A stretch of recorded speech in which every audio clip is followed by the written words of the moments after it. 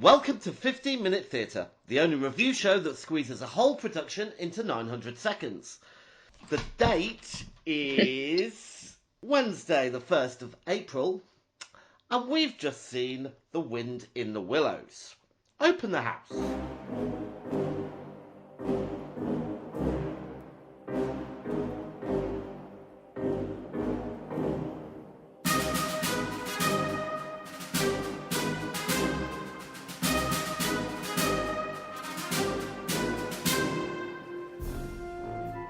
Well, hello there, Victoria.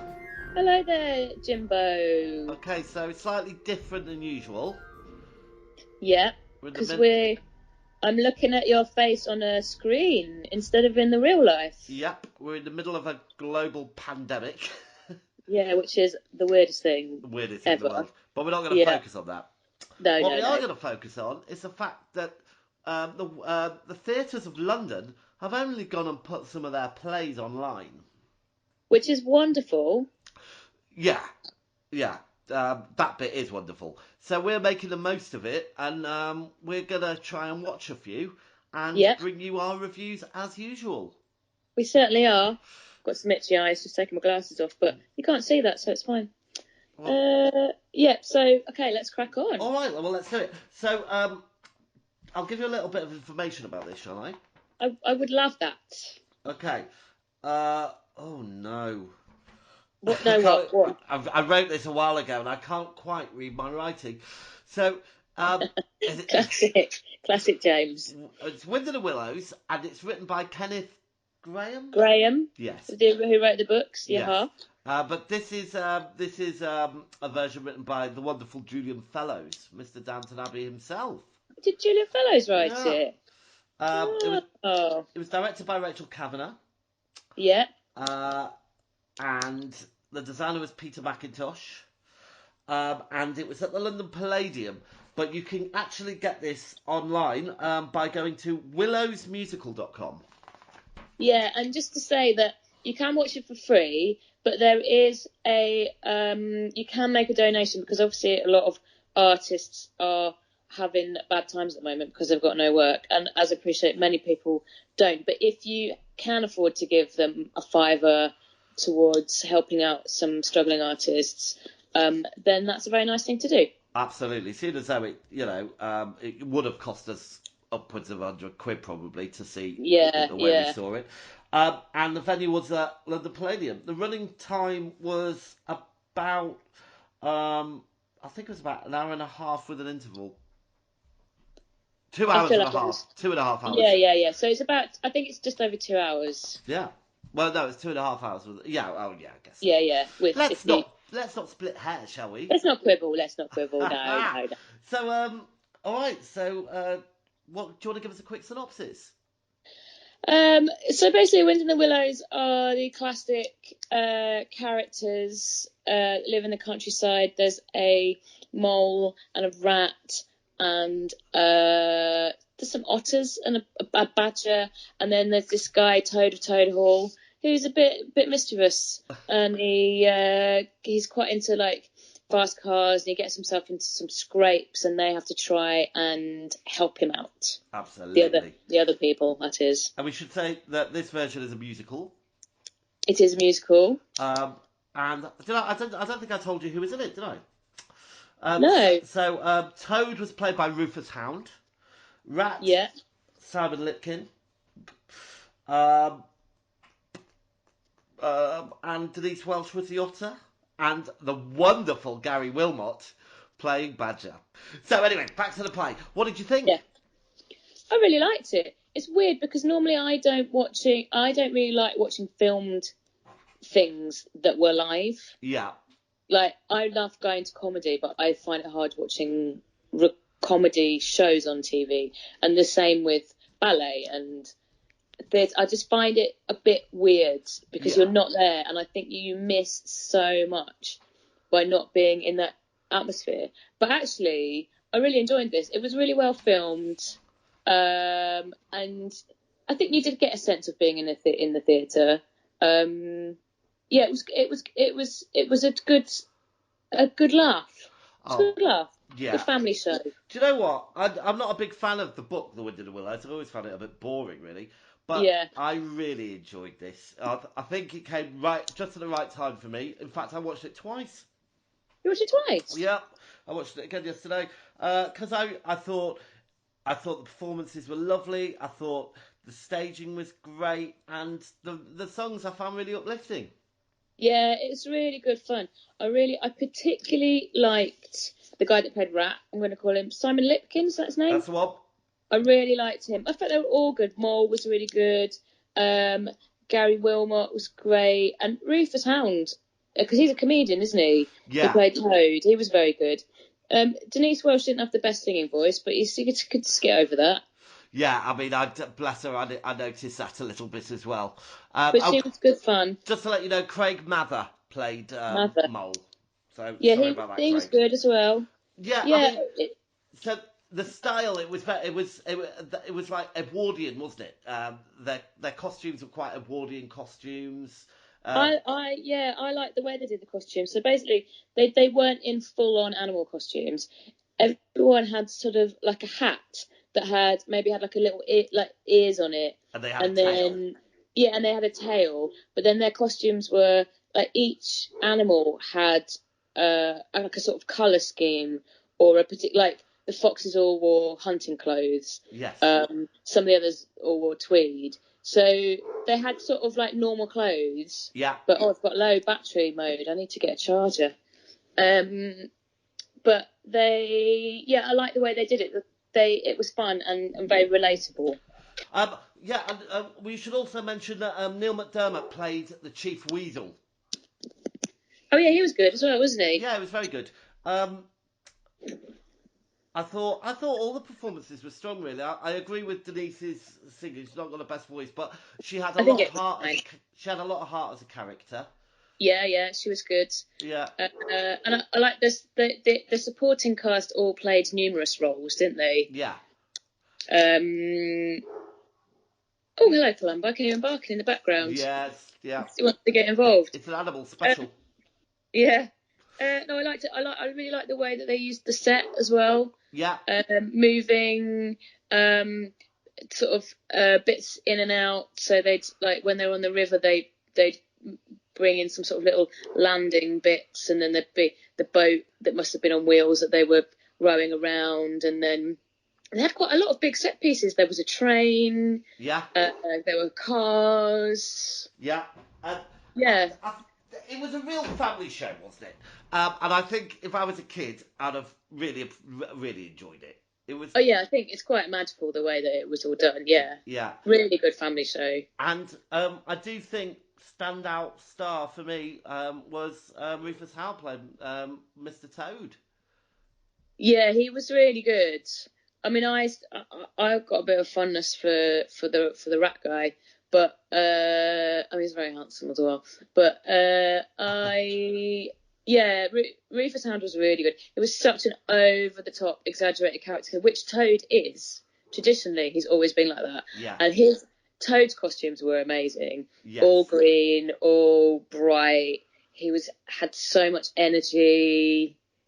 Again, like his singing, he's not the best singer, but his singing was spot on for the role. Yeah. They were all good. They were all good. Guy Wilmot was good. They were all good. Oh yeah, so let's just talk about Mr. Wilmot, a star of stage for many a year. Mr. Wilmot.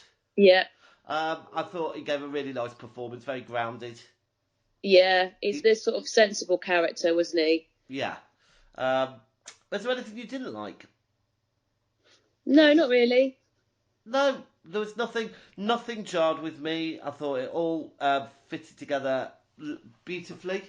Yeah. And, it moved along at a good pace as well. I wasn't bored. No. It was good. There was quite a lot of... there were some big, nice set pieces. There was some nice sort of, like, character relationship things. Yeah, it was good. And do you have a standout moment? Yeah, I'm glad you asked me about this. Oh. I really enjoyed... There was a scene with a hedgehog family talking about how they hate roads because hedgehogs get run over a lot. Yeah, I thought that was great. And there were two kids, weren't there? I think they were the only two kids in the whole show that just came up for that. Yeah, that was great. I really liked the bit right at the start where Ratty and Mole were going boating. Oh, yeah. And, you know, it was just really nice and gentle, which is the way it's supposed to be with the Willows. But, thoroughly enjoyable and perfect escapism, I thought. Yeah, really good. Yeah, really nice. And I think you have to maybe concentrate on it in a slightly different way than you would if you were watching something on Netflix. Yeah. I think you'd have to focus on it a bit more, which is nice. Yes. Yeah. Yeah, absolutely. Yeah. And you know, obviously at the moment lots of people are watching a lot of TV. It's a good distraction. It does have a different feel watching a play. Yeah, it definitely does. It definitely does, because especially because you see the audience a bit, and it feels a bit like you're sort of there in the moment. You're a bit more. It's a bit more relatable, maybe. I don't know. I don't know what I'm trying to say, but I really enjoyed it. Shall we take a break and we'll come back and score it? Okay, all right then.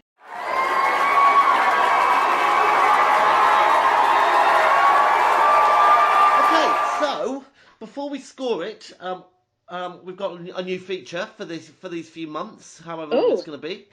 Have we? Yes, the new feature is Online Antics. Online Antics? Yes, and basically it's just a question I want to ask you, Victoria.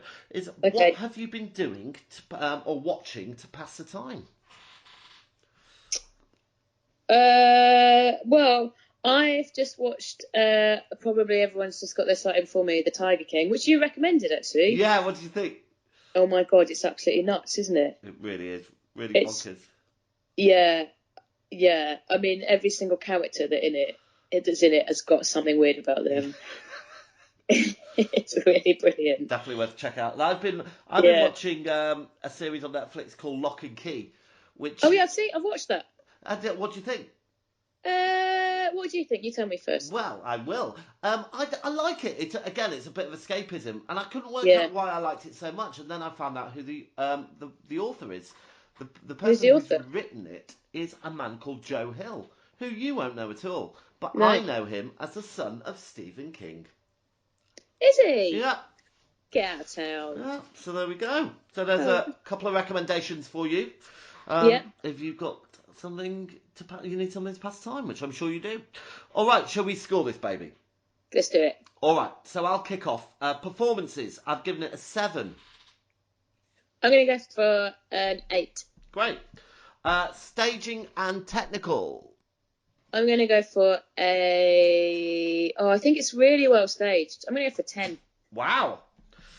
I've given it an 8. Narrative and plot, I've given it a 7 because I'm not a huge fan of the story, to be honest. Yeah, I'm going to go for an 8. Great. Okay, originality.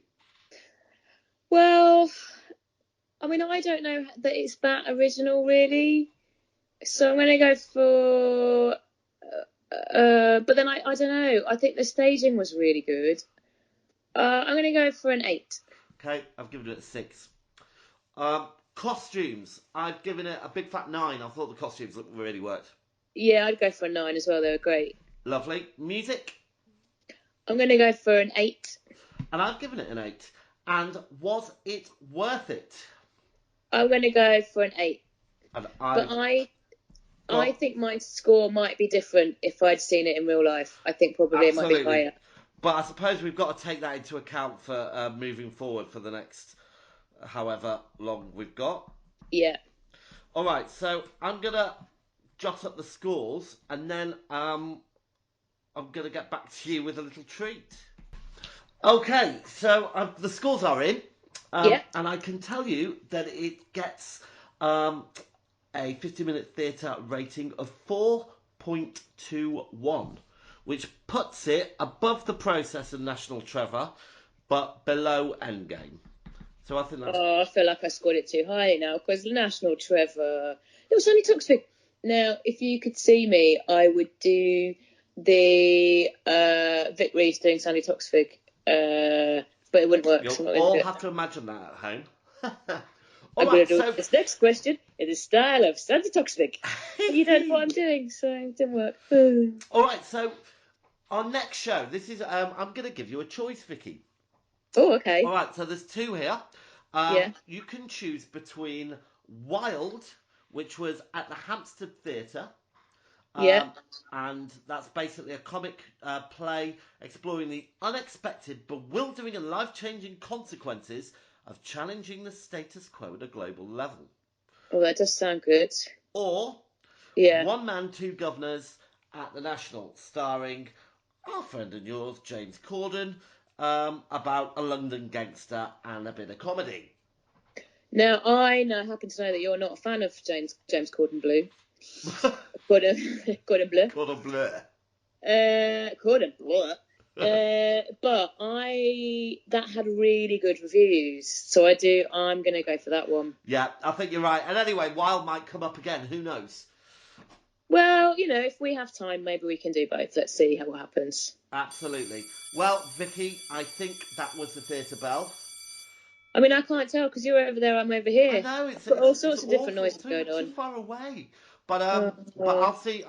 We'll catch up again in a couple of days, and we'll be reviewing One Man, Two Governors, which you can also watch for free from the National Theatre website. Yeah, so I think that is it starts 7:00 tomorrow evening, Thursday evening. Yeah. And it's available for a week, I think, and then they'll put another one out next Thursday for a week. Yeah. I think that's how they do it. We're gonna try and do this for as long as the theatres are shut, hopefully. Yeah. So listen, thanks for listening. As I said, that was the theatre bell, which means we're out of time. So the curtain's down, the theatre's dark, and that was 15-minute theatre. Good night. Good night.